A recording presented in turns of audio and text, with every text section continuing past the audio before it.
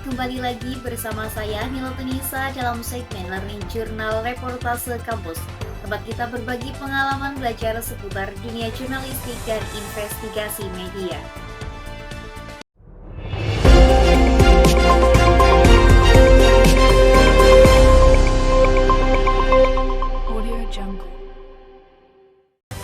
Pada kesempatan kali ini, saya akan menceritakan kembali rangkaian kegiatan perkuliahan mata kuliah Teknik Reportase dan Investigasi Berita yang dilaksanakan pada Selasa 4 November 2025, tepatnya di pertemuan ke-9.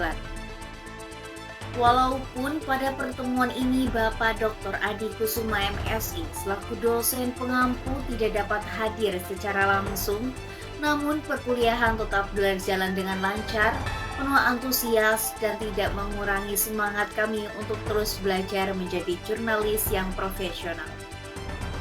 Seperti tradisi pertemuan sebelumnya, kegiatan diawali dengan latihan praktik pembawaan berita yang kali ini dibawakan oleh kelompok 7. Tema berita yang kami angkat adalah harga bahan bumbu dapur di Pasar Raung melonjak. Pedagang dan pembeli sama-sama tertekan. Saya sendiri, Mila Tunisa, berperan sebagai news anchor di studio, sementara Siti Lastu bertugas sebagai reporter lapangan yang menyampaikan kondisi pasar secara langsung dan menggali informasi dari narasumber. Adapun Diva Ardianti, Faiz Abdurrahman, dan Yoga Oka Saputra berperan sebagai narasumber dengan karakter berbeda. Ada yang mewakili pedagang, pembeli, hingga pedagang UMKM. Faiz juga merangkap sebagai operator, memastikan teknis video berjalan dengan lancar. Dalam sesi ini kami belajar bagaimana menyusun naskah berita yang menarik namun tetap berimbang.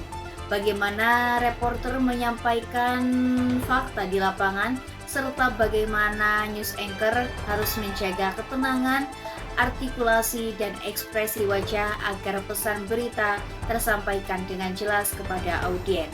Setelah praktik berita selesai, perkuliahan dilanjutkan dengan presentasi materi oleh kelompok selanjutnya yang mengangkat topik menarik yang berjudul Integrasi Tahapan Produksi Jurnalisme Investigasi. Materi ini membahas secara mendalam bagaimana jurnalisme investigasi bekerja dalam 3 tahap utama, yaitu praproduksi, produksi, dan pasca produksi. Yang kedua, tahap produksi merupakan bagian inti dari kerja lapangan. Jurnalis melakukan peliputan secara langsung, mewawancari narasumber, mengumpulkan dokumen, dan melakukan uji silang data. Yang ketiga, ada tahap pasca produksi, adalah tahap penyuntingan dan penyusunan laporan akhir. Data dan informasi yang sudah dikumpulkan akan diverifikasi ulang untuk memastikan tidak ada kesalahan baik secara fakta maupun etika. Dari seluruh pemaparan tersebut, kami menyadari bahwa jurnalis investigasi memiliki posisi penting sebagai pengawal kebenaran dan kontrol sosial masyarakat. Jurnalis investigasi bukan hanya mengungkap fakta, tetapi juga menegakkan keadilan sosial serta melindungi kepentingan publik dari penyalahgunaan kekuasaan.